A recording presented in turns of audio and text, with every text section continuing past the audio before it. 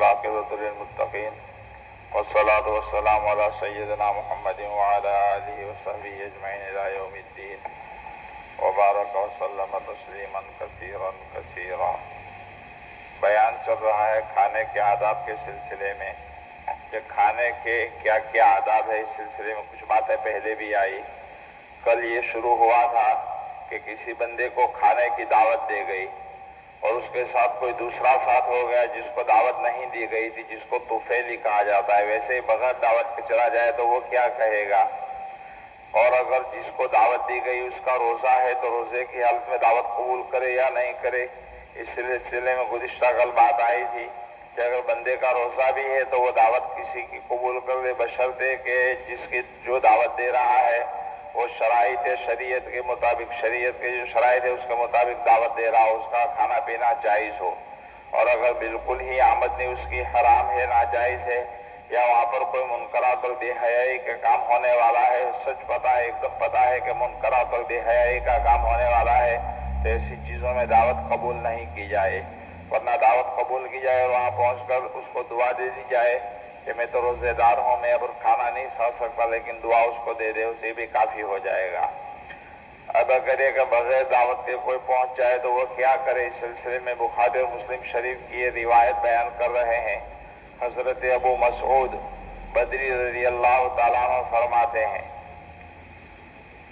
ایک آدمی نے نبی کریم صلی اللہ علیہ وسلم کے ساتھ 5 آدمیوں کی دعوت دی۔ گویا اس نے یوں کہا کہ اللہ کے رسول، آپ کے ساتھ مزید 4 آدمی یعنی کل 5 آدمی کی میں دعوت کرتا ہوں، ان 4 کی آپ ہی تعین فرما لیجئے۔ اس نے یہ دعوت دی کہ آپ کے ساتھ کل 5 آدمی ہوں گے، آپ اپنی پسند کے 4 آدمی لے آئیے، میں 5 آدمیوں کا کھانا کا انتظام کروں گا۔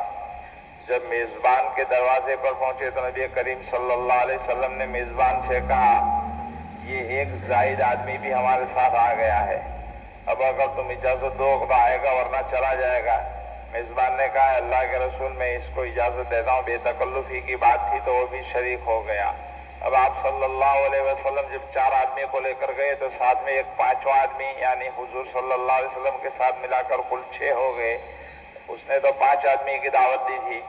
تب آپ صلی اللہ علیہ وسلم نے میزبان یعنی دعوت دینے والے سے فرمایا کہ ایک بندہ ویسے ہی ساتھ ہمارے ساتھ ہو گیا ہے، آپ اگر اجازت دو تو یہ آ جائے گا۔ کبھی کبھی ہوتا ہے ہمارے یہاں بھی کہ ہم کسی کو دعوت دے دیں، کسی مولانا کو، کہ بھائی آپ آئیں گے ہمارے یہاں، آپ کے ساتھ کتنے بندے ہوں گے؟ وہ کہے کہ ہمارے ساتھ اتنے بندے ہوں گے، جتنے ہوں گے اتنے ہی چلے جائیں، اس سے زائد کی پھر جانے کی گنجائش نہیں ہے۔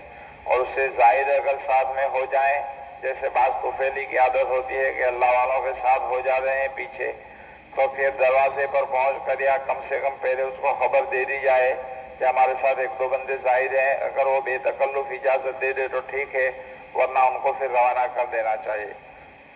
تو ویسے بلا اجازت چپکے سے کسی کی دعوت میں شریک ہو جانا، جیسے بعضوں کی عادت ہوتی ہے کہ شادیوں کے کھانوں میں چپکے سے پہنچ جاتے ہیں اور دعوت وصول کر کے آ جاتے ہیں۔ شادی کے کھانے میں پتہ بھی نہیں چلتا، سینکڑوں آدمی کی دعوت ہوتی ہے، وہاں 2-4 بندے ویسے بھی اگر بلا دعوت کے پہنچ گئے تو کچھ پتہ ہی نہیں چلتا کہ کون آ گیا کون چلا گیا۔ تو بلا دعوت کے کبھی کسی کے یہاں نہیں جانا چاہیے۔ دعوت اگر دے تو ہی بلا دعوت کے جانے والے کو شریعت کی نگاہ کے اندر برا سمجھا گیا، اس کو طفیلی سمجھا جاتا ہے۔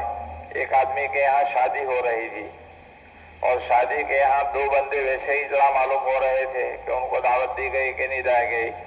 تو جو کھانا لانے والا تھا اس نے پوچھا کہ بھائی تم کس کی طرف سے دعوت میں آئے ہو؟ حالانکہ وہ شادی کی دعوت نہیں تھی، کسی دوسری چیز کی دعوت تھی۔ تو اس نے کہا میں تو لڑکی والوں کی طرف سے آیا ہوں۔ دوسرے کو پوچھا تم کس کی طرف سے آیا ہو؟ تو کہا میں لڑکے والے کی طرف سے آیا ہوں۔ دونوں کو مارا پیٹا گیا کہ بھائی یہ لڑکی اور لڑکے والے کی دعوت ہے ہی نہیں، بلکہ یہ تو ولیمے کی دعوت ہے یا ایک عقیقے کی دعوت ہے، فلاں چیز کی دعوت ہے۔ گویا دونوں نے ہی جھوٹ بولا اور دونوں ہی طفیلی بند کر آئے تھے۔ یہ غلط بات ہے۔ پرانے زمانے میں مستقل ایک طبقہ تھا جن کو طفیلی کہا جاتا تھا۔ علامہ ابن جوزی رحمۃ اللہ علیہ کا مستقل ایک رسالہ ہے جس میں انہوں نے طفیلیوں کے اس طرح کے قصے بیان کیے ہیں جو مختلف ہیلے بہانوں سے لوگوں کے یہاں دعوتوں میں پہنچ جاتے ہیں۔ ایسوں کے لیے تو حدیث پاک میں بڑی سخت وعید آئی ہے۔ آپ صلی اللہ علیہ وسلم فرماتے ہیں، ایسا آدمی جو بغیر دعوت کے کہیں چلا جائے، بغیر دعوت کے کسی کے یہاں پہنچ جائے اور وہ کھا کر آ جائے تو وہ چور بن کر گھستا ہے اور غاصب اور ڈاکو بن کر نکلتا ہے. چور بن کر گھر میں گھستا ہے اور غاصب اور ڈاکو بن کر نکلتا ہے، یہ مناسب نہیں ہے. لیکن اس کا یہ مطلب بھی نہیں کہ اگر میزبان کی طرف سے اجازت دے دی جائے تب بھی کھانے سے انکار کیا جائے. میزبان کی طرف سے دل کھول کر خوشی کے ساتھ اگر اجازت دی جائے تو پھر انکار نہیں کیا. جہاں وہ برا وہاں برا ہے. جیسے بعضوں کی عادت ہو گئی کہ اتفاق سے ان کو دعوت نہیں دی گئی تھی اور وہ پہنچ گئے.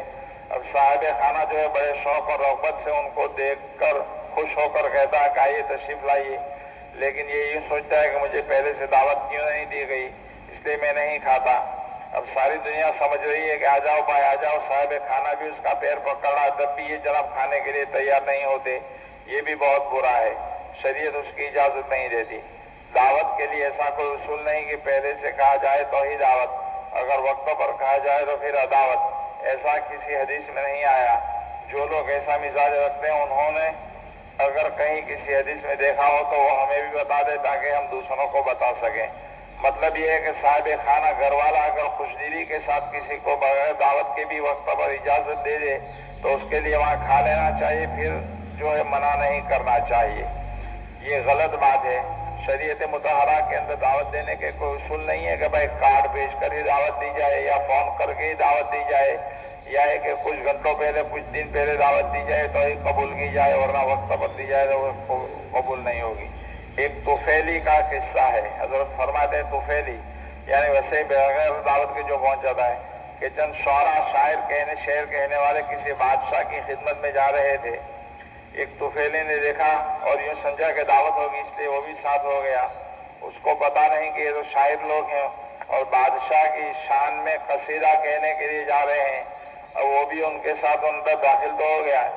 لیکن وہ سب دربار میں پہنچے تو بادشاہ کی طرف سے اجازت ملی اور تمام شاعروں نے اپنا اپنا لکھا ہوا قصیدہ پیش کیا اور انعام پایا. یہ اخیر میں بیٹھا سوچ رہا تھا کہ میں تو دعوت سمجھ کر آیا، یہاں تو پھنس گیا.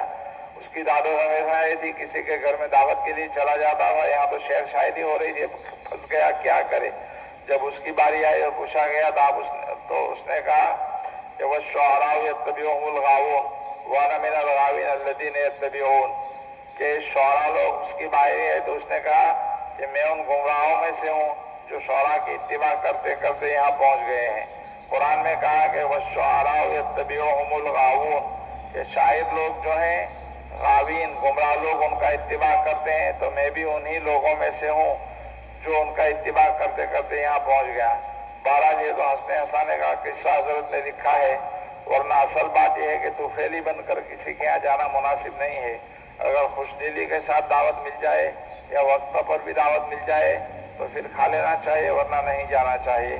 اللہ پاک ہمیں توفیق عطا فرمائے. آمین. درود شریف.